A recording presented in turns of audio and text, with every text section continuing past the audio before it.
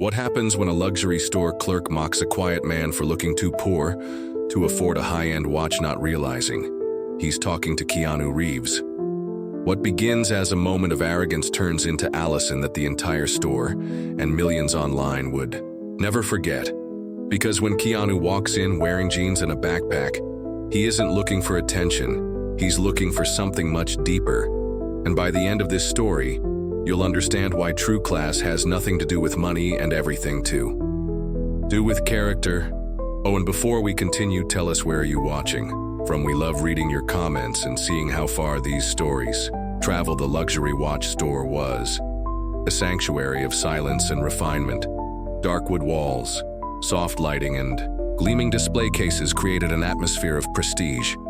Every watch glimmered as if it knew its worth and expected you to know it too. Marina stood behind the main counter, dressed in a beige blazer, her hair neatly tied in a tight bun. She was browsing inventory on her tablet when the soft chime of the door announced a new customer. She looked up and almost rolled her eyes. Worn jeans, a plain black t-shirt, a motorcycle helmet in one hand, and a backpack slung over one shoulder. The man stepped inside, slowly, calm and observant. His long, slightly wavy hair fell past his shoulders, and his scruffy beard gave him the look of someone who'd seen much and needed to prove nothing. Marina studied him like a software glitch. "Good afternoon," she said, forcing a professional smile. "Can I help you with something?" "Good afternoon," the man replied, his voice calm and warm. "I'm just browsing for now."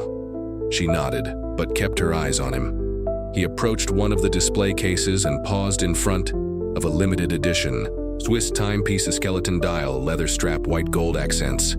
One of the most expensive pieces in the store. Marina raised an eyebrow. "That's a limited model," she said casually. "Anniversary collection, very exclusive." He smiled faintly, eyes fixed on the watch. "It's beautiful. I like seeing how the mechanisms work together. Feels alive." She crossed her arms lightly. "Yes, well, these are highly technical pieces and of course very expensive."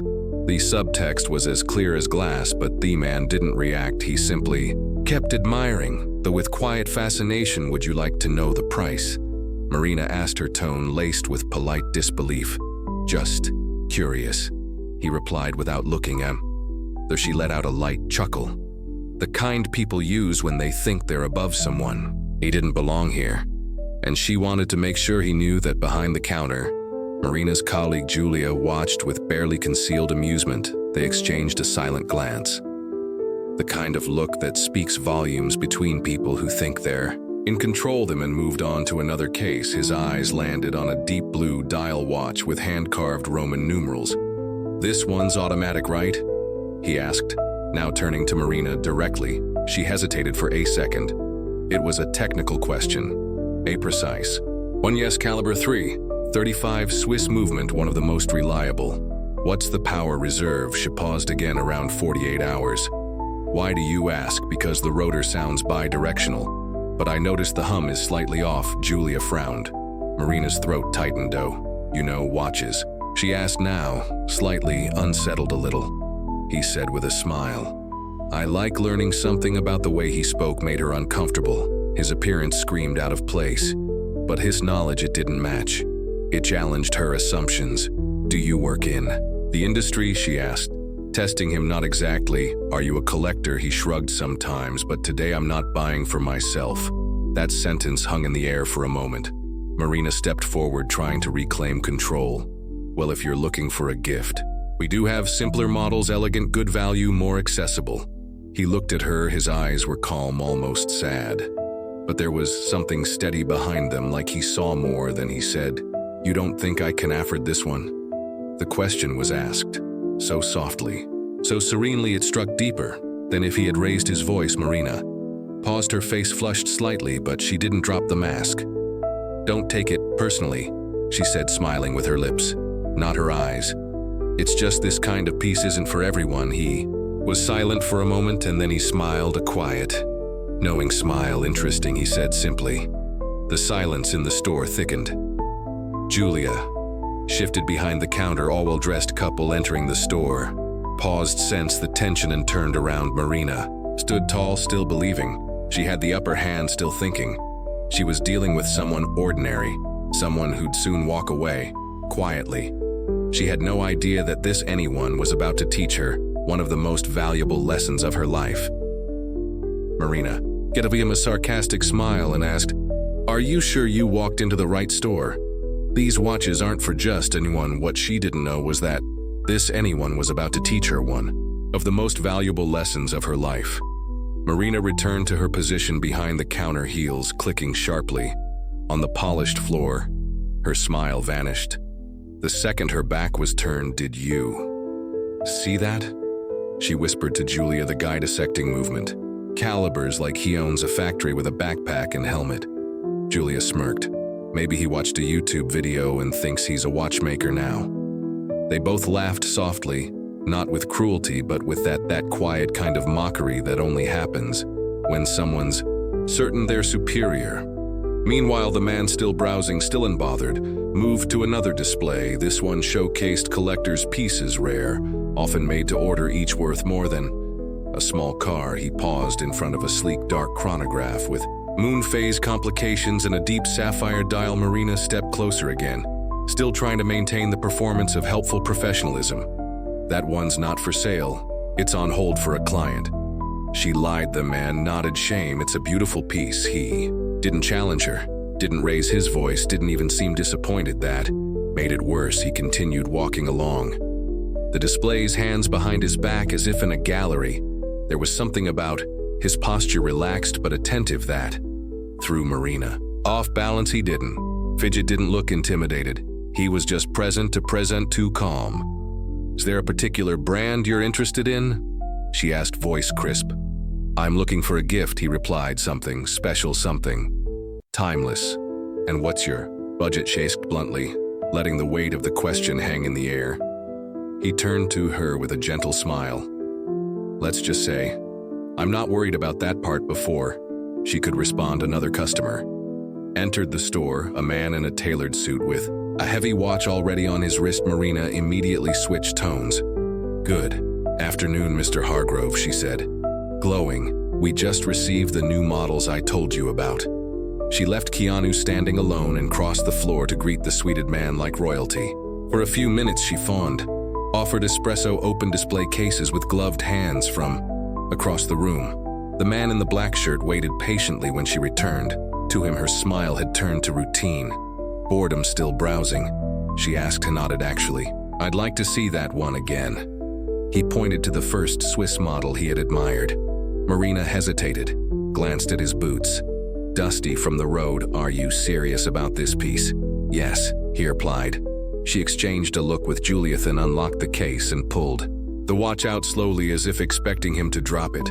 She placed it on the tray in front of him. He picked it up with reverence, the way some people handle old books or newborns. His thumb ran over the crown, the sapphire crystal. He examined the back, nodding slowly. "It's a gift?" Marina asked, unable to hide her doubt.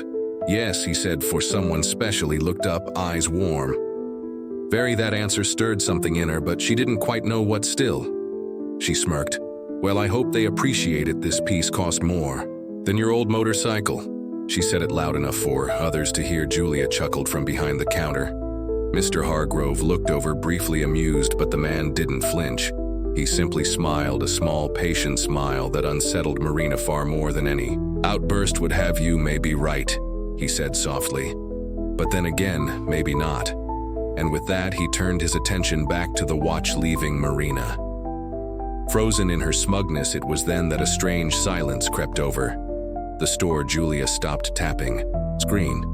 The suited client turned slightly toward the man, as if sensing something was off. No one knew what was coming next, but the shift had begun. "That watch cost more than your old motorcycle," Marina said loudly, for everyone to hear. Keanu just smiled. But what he did next would leave the entire store speechless for a few seconds. The store felt like it was holding its breath. The man with the backpack and long hair placed the watch back on the tray delicately, with respect, and looked at Marina, not with anger, not even disappointment, just calm. "Could I see the movement again?" asked Marina. Blinked. "Excuse me, the case back, it's see-through, isn't it? I'd like to get a better look at the movement." Something about his voice, quiet but firm, made her obey. Before Thinking she picked up the watch and flipped it gently. Holding it closer, he leaned in slightly. That rotor engraving. Is it hand-done or laser-etched? She hesitated. Laser shame. The older models had hand engraving less. Perfect but more human. He said it, with a hint of nostalgia in his tone, as if he'd actually held one before. Maybe he and Marina didn't know how to respond. Her usual rhythm, the dance of control. She mastered so well was faltering, he continued, not mocking. Not showing off, just talking this. Crown Hera triple sealed system, she nodded slowly. And the power reserve is 48 hours, but you can push it to 50 if it's fully wound, right? Yes, she replied quietly. Impressive, it's a beautiful machine then. He looked up and met her eyes again, and beautiful machines deserve to be treated with respect, don't you think? Marina felt a lump form in her throat. It wasn't the question. It was the way he asked, not to challenge, but to remind. He placed the watch back down and took a slow breath. I'd like to purchase it. The sentence came like thunder in a room of stillness. Marina blinked again. What I said. I'd like to purchase it. He pulled. Slim black wallet from his back pocket, no flourish, no flash of cards. Just confidence in full, no financing. She hesitated then without a word. She walked toward the register. Julia watched, insolence her earlier smirk erased. Do you need it? Gift wrapped. Marina asked flatly. Yes, but not for me. She paused again. Is it a birthday?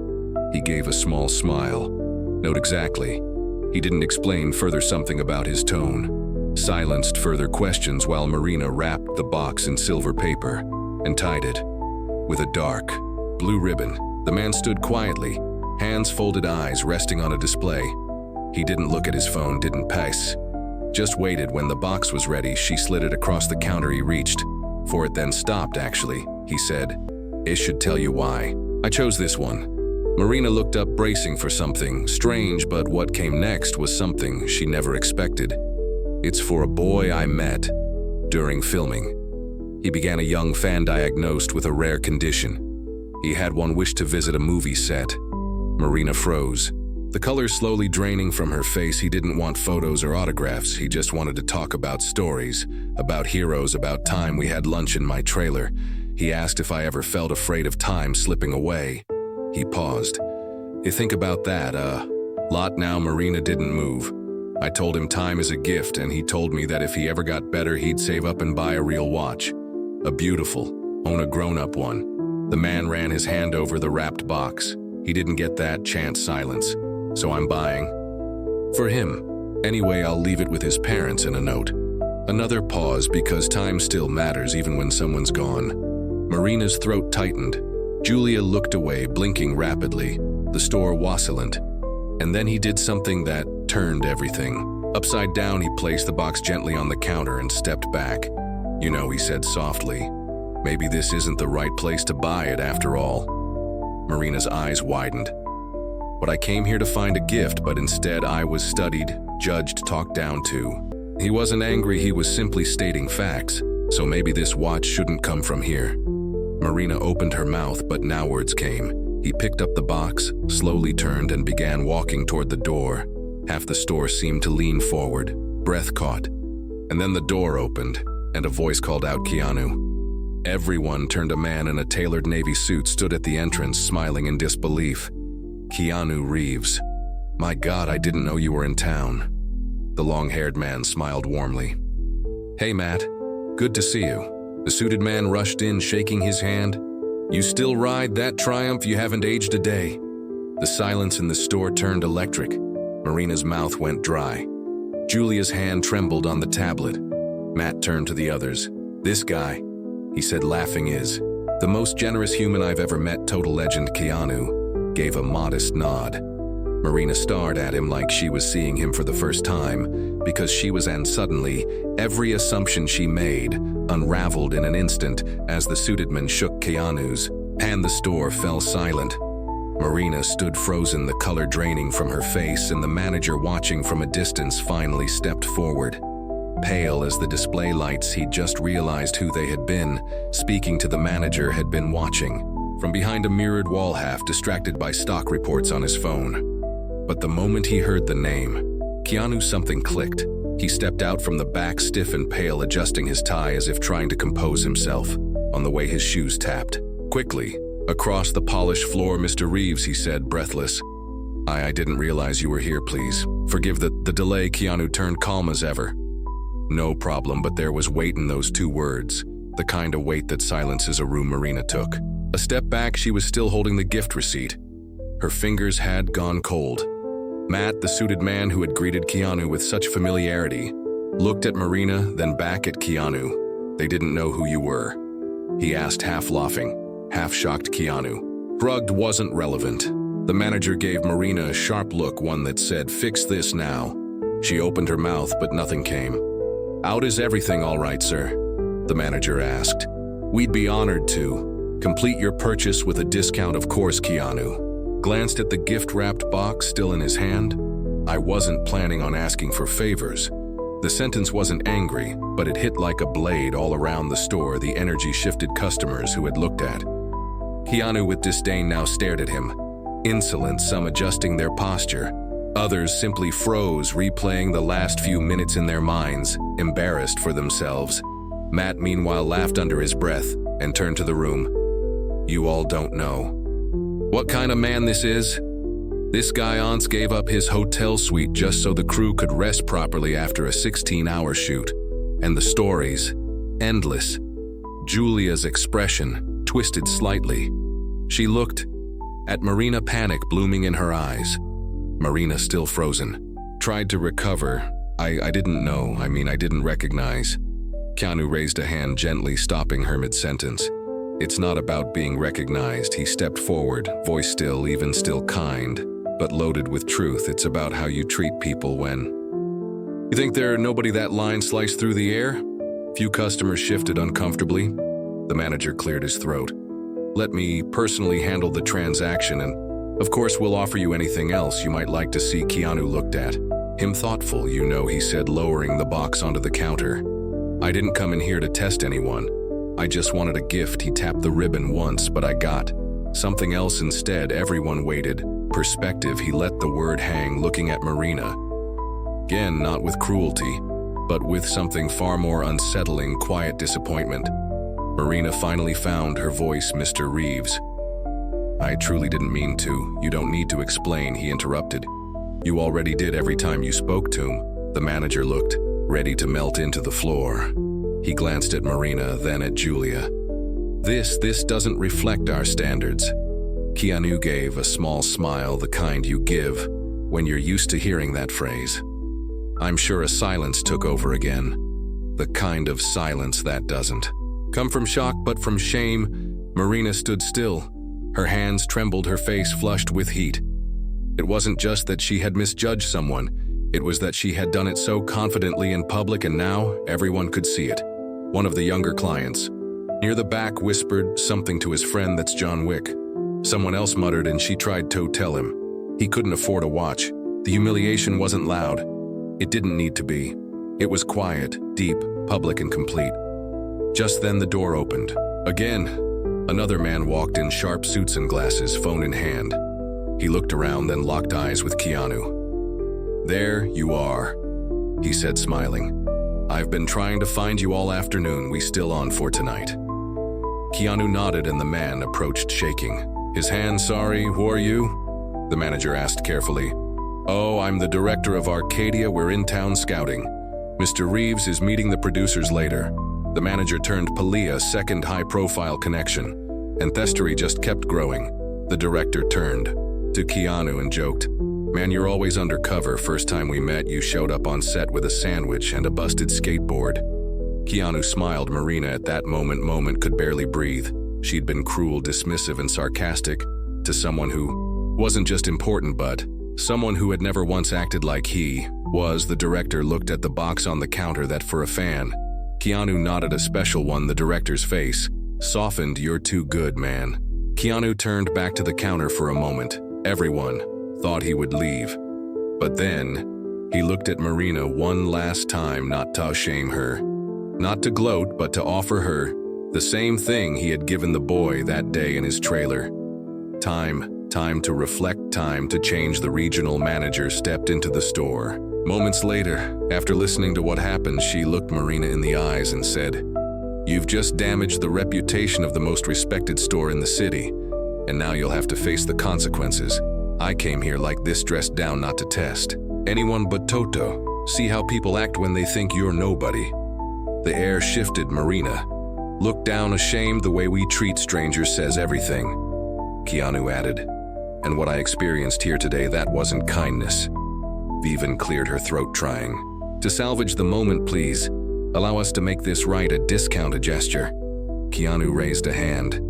"I'm not here for a deal," he turned to Marina. "But maybe someone here needs a second chance." To her surprised eyes, he placed the box gently back on the counter. "You can finish the sale if you want." Marina blinked, speechless. "You still want to buy it?" "Yes, from someone who's learned something," hands trembling. She processed the sale quietly and handed him their seat. "I'm sorry," she whispered. Keanu gave her a kind look. "It's not too late to change." Then he turned to leave, but stopped at the door. "By the way," he added casually, "that motorcycle outside, the old one." Marina glanced up. "Prototype, custom build, worth more than any watch in this store." He gave a half smile. "Didn't think that mattered until now." And with that he walked out, silent, powerful, unforgettable. Back in the store, silence reigned, but by the next morning a video of the encounter had gone viral, and soon the world would see Keanu Reeves not as a star, but as a man who quietly changed everything. The next morning the video was everywhere. A customer had filmed the encounter, the sarcasm, the judgment, and Keanu Reeves' quiet, graceful response. By midday it had gone viral. The caption read, "She laughed at Keanu Reeves for looking too poor to buy a watch." She didn't know who she was talking to. Thousands of comments poured in. "This is why you never judge someone by appearance. Class isn't in your clothes, it's in how you treat people." Keanu ways inside the store. The atmosphere was tense. What was once a proud, exclusive showroom now felt like a courtroom. Marina sat in the back office, pale and silent, eyes red from a sleepless night. Her phone was flooded with messages, some angry, others mocking. A few were worse. People calling for her to be fired, canceled, humiliated. But the real punishment wasn't online. It was in the silence of her co-workers. Julia, once her partner in sarcasm, now avoided eye contact. The manager wouldn't look at her clients, came in and whispered. Some only came to see the place where it happened. The regional manager, Vivian, held a team meeting that afternoon. Her tone was sharp, calm, but cold. What happened yesterday wasn't just a PR failure. It was a human failure. Marina's throat closed. "We don't train people to about as celebrities," Vivian continued. "We trained them to treat everyone with dignity." She paced slowly in front of the staff. "You didn't fail because you didn't recognize a famous face. You failed because you saw a man and decided he wasn't worth your full respect." Julia shifted uncomfortably in her seat. Vivian turned to her. "That goes for anyone who watched it happen," and said nothing. Julia lowered her eyes. Marina swallowed hard. Her voice came out small. "I didn't mean to hurt him. I thought he was just." Vivian cut in. "A man with a backpack, long hair, motorcycle helmet." Silence. "That man raised the standard of how we treat others without yelling, without revenge, and he did it with more class than most of us showed." The room was silent. Then Vivian looked straight at Marina. "You've damaged the reputation of the most respected store in the city, and now you'll face the consequences." Marina's voice cracked. "Am I being fired?" Vivian paused. "You're being held accountable?" She handed Marina a folder. Inside, a formal reprimand, mandatory training, and a temporary suspension without pay. "What you do after this will define who you really are." Marina nodded slowly, shame heavy on her shoulders. As she gathered her things, the world outside the store kept buzzing. News outlets picked up the story. Journalists praised Keanu's calm. Public figures reposted the video with captions like, "The world doesn't need louder voices, it needs better hearts." But Keanu himself, he said nothing. He didn't post. He didn't comment. He had made a statement through action. A few days later, a package arrived at the store addressed to Marinano, return name, just a small square envelope. She opened it with trembling hands. Inside, a note. In neat, careful handwriting, "Everyone has a moment where they choose who they'll be from now on. Luxury isn't about price, it's about presence, the way you show up for others, especially when no one's watching." K. Radich. To the note, a gift card for coffee. And a post-it with just 2 words, "Start again the next week." A customer watched. Marina gently assist an elderly man trying on a watch. She smiled, patient and kind, on her wrist. A small card was tucked like a reminder. Luxury is how it read each other. Keanu Reeves had walked into a store and been treated like he was less. He walked out without shouting, without revenge, without a scene, but with impact. He reminded everyone watching in person or online that kindness doesn't have to be loud to be powerful, and the true luxury, it's not gold or diamonds or branding. It's how you make someone feel. And you ever judged someone too fast or been judged before someone knew your worth? Maybe it's time we all slow down. Maybe the world needs a little more of the quiet strength of people like Keanu.